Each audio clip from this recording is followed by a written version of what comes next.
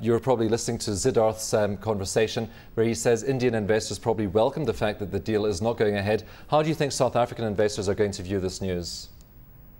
I guess it's a bit of a mixed bag. I mean, our view was we were happy to hold MTN with or without the deal. We think there's fundamental value in the stock at these levels. So there could be a bit of weakness with some traders perhaps expecting a deal. But at some point, I think MTN will sort of settle down and begin to start to trade again on fundamentals. And we do believe there is fundamental value in MTN at these levels. Of course, we did see that the fracas when Vodacom was due to list on the JSE. Now we've had MTN not going ahead with the merger. Do you think this is going to do damage to our reputation as an investment destination, Johny?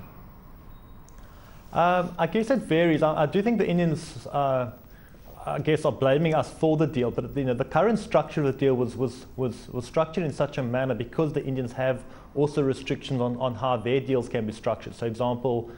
India has foreign restrictions on foreign ownership. So, if MTN was large enough and had enough cash, they wouldn't be allowed to buy Bharti because you can't own more than a 26% stake in an Indian company. So, I think the Indians are a bit unfair, a bit of a sort of the pot calling the kettle black, I think. Longer term, I do think we need to review some of our structures, but that does depend on forex controls, and at this stage, they do remain in place. And of course, that dual-listed structure was also standing in the way of the deal, because we do know that South Africa was pushing for a dual-listed structure for MTN, wasn't it? Correct. So we would allow that, but the Indians didn't want to allow that because the rupee is not fully exchangeable. So in a sense, that was them blocking the deal as opposed to us blocking the deal.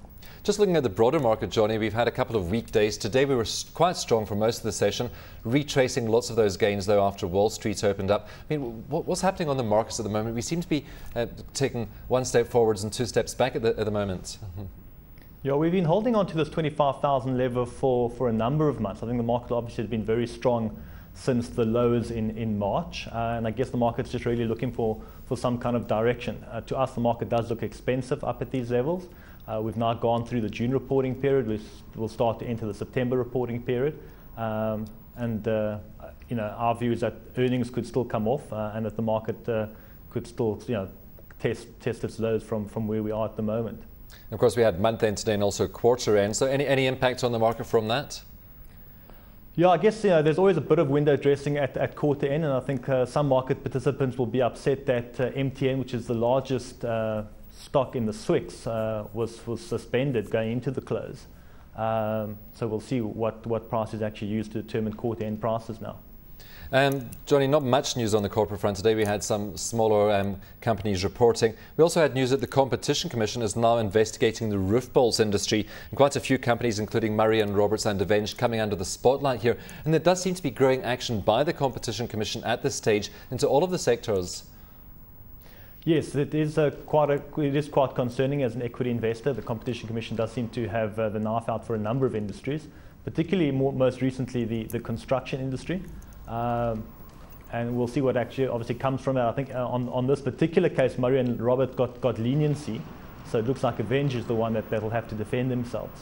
But I don't think we've seen the last of the Competition Commission inquiries into a number of industries. What do you think is driving all of this inquiry action?